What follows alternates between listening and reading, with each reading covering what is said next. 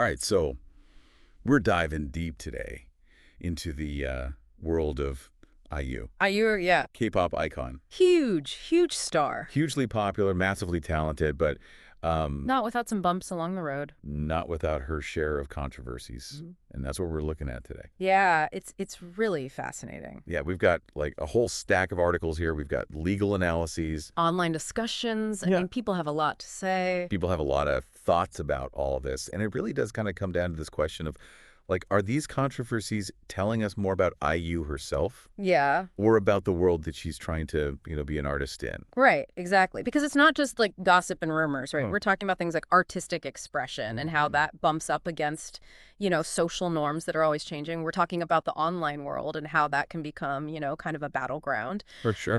And even like geopolitics, like the big picture stuff gets tied up in the image of a pop star. Okay, so let's actually jump into a specific example. Uh-huh. Let's rewind all the way back to 2015. Okay.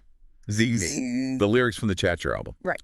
Now, just to set this up, the song was inspired by a character from a Brazilian novel, but some fans felt like IU's take on it, like her interpretation of this character, crossed the line. Yeah. And they felt like it was getting into like sexualizing a child territory. Right. And this wasn't just like a couple of people on the internet. This blew up. No, it was a huge debate. I mean, fans were really split. It was a big deal online, for sure. So what happened? What did IU do?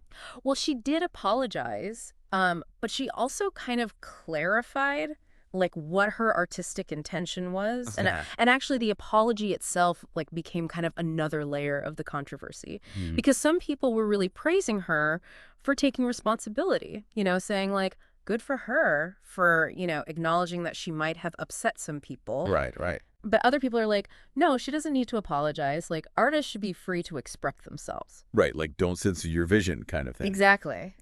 Yeah, and so thinking about that, like in K-pop especially, idols often have a very specific image, like Oh, yeah. super carefully crafted. Very manufactured. Yeah, so did this whole incident impact how people saw her, how fans viewed her going forward? Totally. I mean, it definitely challenged that kind of innocent image that a lot of people associated with her. Right. And it also, brought up this whole other question of like fan expectations versus an artist's own growth. Right, like can you evolve as an artist without like Alienating your fan base. Yeah. I mean, that's a tough one. And the Z's controversy like really forced everyone to kind of confront that question. So we're talking about accusations, and let's fast forward a little bit now. Okay. 2023. And things get, like legally serious. Yeah. Plagiarism claims. Plagiarism claims. Big issue. 6 songs. Including some huge hits. Massive hits. Songs that everybody knows. Good Day, The Red Shoes, like some of her most iconic songs. Potentially copied. Yeah, potentially copied from existing work. And again, this wasn't just like rumbling online. This was a formal police report. Wow. Yeah. So, these investigations, they're really complex. Yeah. You've got musicologists like literally dissecting melodies, rhythms, lyrics, looking for these really specific similarities. To see if it's more than just like Coincidence, Yeah. because there are only so many notes. Right. But they're looking for something that goes beyond that, something that's really substantial. So what if plagiarism was actually proven? Like what kind of consequences are we talking about here? Oh, man. You could be looking at lawsuits from, the original composers, Right. financial damages, like huge financial damages. And then, of course, the damage to her reputation. That's huge. That's the thing that you can't really come back from. Yeah, that's the thing that kind of lingers. Right. But it is interesting because Edom Entertainment, that's IU's agency, Right. they came out swinging. They completely denied everything. Okay. And they were very clear that they were going to take legal action against anybody who is spreading, what they considered false information. Oh, wow. Okay, so let's shift gears a little bit here Okay. and talk about something that unfortunately is really prevalent in, celebrity culture. Yeah. Which is online hate. Online hate. We know it exists. But for someone like IU, who is so incredibly popular, so in the public eye. It's relentless. It's relentless. It's Yeah. constant. It's not just like a few mean comments. We're Yeah. talking about like Years of targeted harassment. Really vicious stuff. And to give you a specific example, in December of 2022, there was actually a case where somebody was fined, like had to pay a fine Wow. for defamation against IU. Really? Yeah. And it wasn't just like a slap on the wrist. It was Uh-huh. a significant amount of money. And it actually set a legal precedent, Okay. showing that like these online attacks, they can actually have real world consequences. It's chilling to think that someone can face that level of, negativity just for being a famous person. It's scary. Yeah. But you mentioned these legal precedents. Like, do you think things are changing?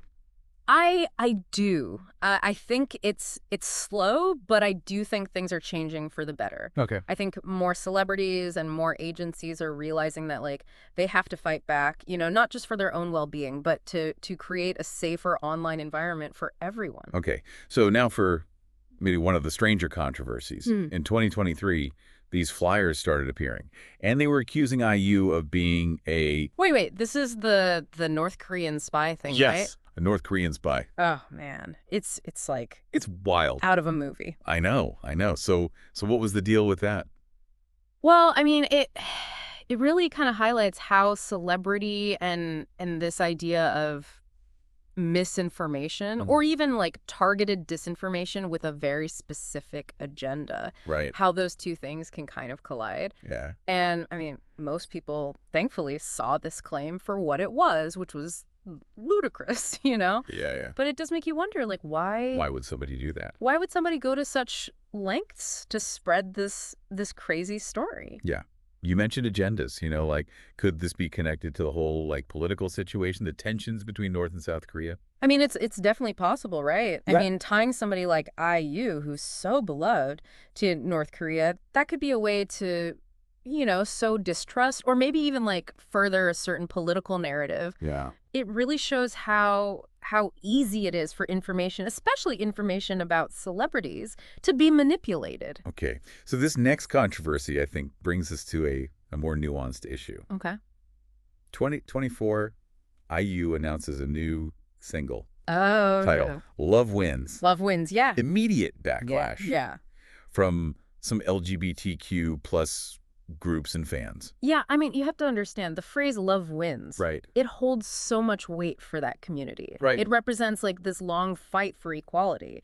And so the argument was that using it as a song title, even if it was with good intentions, Right. it still felt like appropriation. It felt like it was kind of diminishing the historical and social significance of that phrase. Right. So it was less about IU's, like, personal intention and more about, like, the impact of... Impact, yeah. Yeah. But what's interesting here is, like, IU's agency was really responsive. They were. They changed the title. Changed it to Love Wins All. Love Wins All. Okay. Okay. So they were clearly trying to directly address the concerns. Absolutely. I think that was enough. It depends who you ask. Yeah. Some people really appreciated that they, made the change so quickly. Right. And they saw it as a sincere effort to be sensitive. But other people felt like even using a variation of the phrase was Wow. still problematic. Okay. And I think what this really highlights is that we're seeing a growing trend of audiences holding artists accountable for their choices, Yeah. and demanding that they engage with sensitive topics in a more thoughtful way.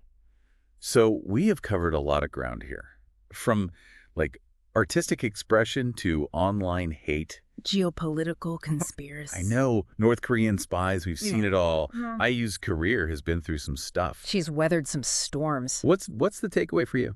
I think the main thing for me is that all of these controversies, as different as they are, they all point to this really complex environment that artists are facing today. Yeah. The lines between personal expression and public image are super blurry, and the stakes are so high. It's high stakes. It makes you think, is it even possible to be a successful artist today without attracting some level of controversy? That's a really good question.